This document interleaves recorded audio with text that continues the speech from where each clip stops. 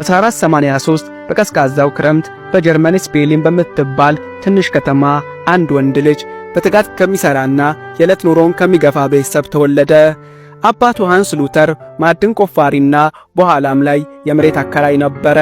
ሆኖም ልጁ የጉልበት ሥራ እየሠራ ከሚኖር የተሻለ የልቅ ኑሮ ሲመራ ለማየት አባቱ ቆርጦ ነበረ።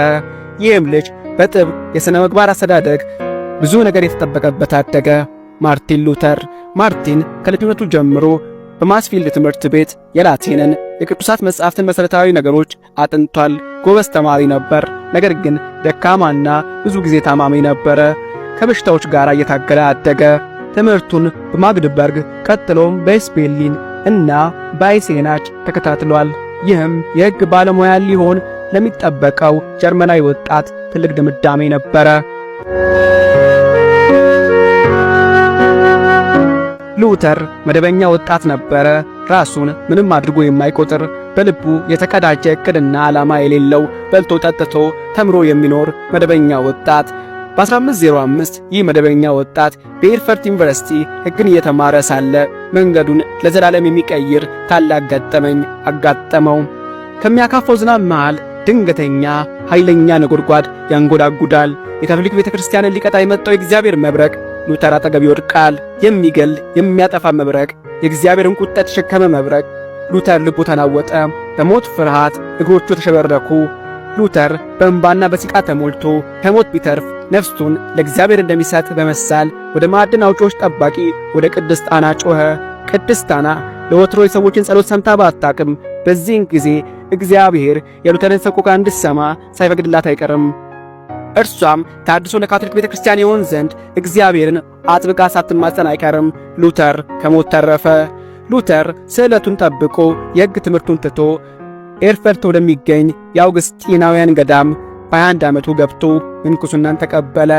ያ ሉተርን ያናወጠ መብረቅ ሮምን ሊያንቀጠቅጥ ጊዜ ይቀጥሯል። ገዳሙ ውስጥ ሉተር ስለ ራሱ ኃጢአተኝነት ጠንቅቆ ተገነዘበ። ከኃጢአቱ ፈጽሞ ለመዳን ይጾማል፣ ይጸልያል፣ በየጊዜው ይናዘዛል። ነገር ግን ምንም አይነት የንስሐ ተግባር የተሸከመውን የጥፋተኝነት ስሜት ሊገረስሰው እንደማይችል ይሰማዋል። የሉተር ኑዛዜዎች ሁሌም ረጅም ነበሩ። ኃጢአቱን ተናዞ ከጸሎት ቤት ሳይወጣ ሌላውን ኃጢአቱን አስታውሶ መጥቶ ድጋሚ ይናዘዛል። እያንዳንዱ ትንንሽ ነገር ለንስሐ አባቱ ይነግረዋል። አንዳንዴ ይሄን እኮ ለኔ መንገር አይጠበቅብህም እያለ ንስሐ አባቱ በሉተር ጭንቀት አብሮት ይጨነቃል። ሉተር አንድ ነገር ያውከዋል፣ የእግዚአብሔር ንጽሕናና ፍጹም ቅድስና። ደግሞም እግዚአብሔር እንዲህ ያለው ንጽሕናና ቅድስና ከሰው የሚሻ አምላክ ነው። እናም ሉተር ደግሞ በእግዚአብሔር ፊት ፍጹም ኃጢአተኛ፣ ለመዳን የማይገባው በደለኛ እንደሆነ ተረዳ። በዚህ መንፈሳዊ ተጋድሎ ጥልቀት ውስጥ እግዚአብሔር ስለ ኃጢአት የሚቀጣውን የገሃነም ፍርዱንና ሉተር ደግሞ ሊወጣ ያልቻለውን የገዛ ኃጢአተኝነቱን ሲያስብ እግዚአብሔርን እጠላዋለሁ በማለት በክፍሉ ውስጥ ጮኸ። ይህ የአንድ ደካማ መዳኛ ያጣ በእግዚአብሔር ፊት መቆም የተሳነው ኃጢአተኛ ድምፅ ነው። የኃጢአት ሰንሰለት ከእጁ ተጣብቆ የእግዚአብሔር ቁጣ ደግሞ እጅግ ከባድ እንደሆነ የተረዳ ደካማ ሰው ድምፅ። የሉተር የንስሐ አባትና የገዳሙ አለቃ ዮሐንስ ፎን ስታውፔቲዝ እግዚአብሔር መልካም ነው፣ በእርሱ ላይ ራስህን ጣል፣ እርሱ ይረዳሃል ሲል አጽናናው። ሉተር በተወሰነ መልኩ ተረጋጋ። ሉተር በ1507 ክህነትን ተቀበለ። አሁን አባ ሉተር እንጂ ሉተር ብቻ አይደለም። ሉተር ለመጀመሪያ ጊዜ የክርስቶስን ሥጋና ደም የሚፈትትበት ቀን ነበረ።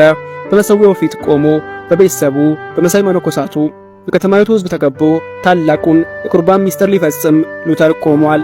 በሥርዓተ ቅዳሴው ሰዓት እንደ ካቶሊክ ትምህርት ወይኑ ወደ ደም ህብስቱ ደግሞ ወደ ክርስቶስ ሥጋ የሚለወጥበት የቅዳሴ ቃላት ጋር ሲደርስ ሉተር እንደ በረዶ ደረቀ። ሉተር እየፈጸመ ያለው ሚስጥር ክብደት ያደቃው ጀመር። እጆቹ እየተንቀጠቀጡ የልብ ምቱ ጨመረ። እኔ ኃጢአተኛ ሰው እንዴት ድምፄን ወደ ሕያው አምላክ ከፍ ከፍ አድርጋለሁ? አፈር አመድ የሆንኩ እኔ እንዴት ቅዱስ ስሙን እጣራለሁ? የሚል ሐሳብ ገባበት። ድምፁ ላሸቀ፣ ሰውነቱ ተንቀጠቀጠ። ላፍታም ከመሠዊያው ሊሸሽ ከእግዚአብሔር ፊት ዞር ሊል ወደደ። የእግዚአብሔር ቅድስናና የእርሱ ብቁ አለመሆን ግዝፈት አሸንፈውታል። የልጁ ክህነት ለቤተሰቡ ክብር ያመጣል ብሎ ተስፋ ያደረገው አባቱ ሃንስ ሉተር በሉተር ድርጊት በጣም አዘነ። ነገር ግን ለማርቲን ጊዜው የእግዚአብሔርን ፍትሕና የሰውን ኃጢአተኝነት ደግሞም የኃጢአትን አስከፊ ቅጣት ያስተዋለበት ጊዜ ነበረ። ይህ የመጀመሪያው ቅዳሴ የሉተርን የተጋድሎ ልብ ገልጦ ነበረ። ከእግዚአብሔር ጋር ሰላም ለማግኘት የሚፈልግ ተቅበዝባዥ ልብ።